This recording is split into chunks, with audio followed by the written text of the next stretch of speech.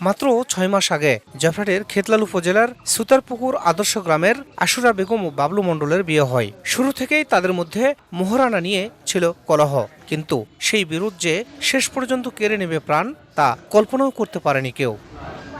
শুক্রবার রাতে ওই গৃহবধূর মরদেহ মাঠে পড়ে থাকতে দেখেন স্থানীয়রা। পরে ঘটনাস্থল থেকে নিহতের মরদেহ উদ্ধার করে পুলিশ।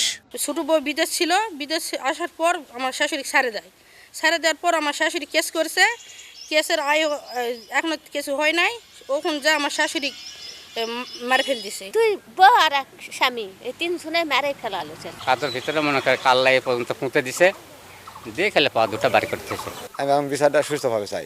ঘটনার পরপরই অভিযুক্ত স্বামী গা ঢাকা দিলেও শেষ রক্ষা হয়নি। অভিযান চালিয়ে অভিযুক্ত বাবলুকে গ্রেফতার করেছে পুলিশ। পুরো বিষয়টা এখনো তদন্তাধীন আছে। আমরা সাসপেক্ট যে আমাদের সন্দেহভাজন তাকে আজকে পাওয়া গেছে, আমরা জিজ্ঞাসাবাদ করতেছি। লাশ ময়না তদন্তের জন্য জয়পুরহাট সদর হাসপাতালে প্রেরণ করা হয়েছে। প্রাথমিক জিজ্ঞাসাবাদে অভিযুক্ত স্বামী হত্যার দায় স্বীকার করেছে বলে জানিয়েছে পুলিশ।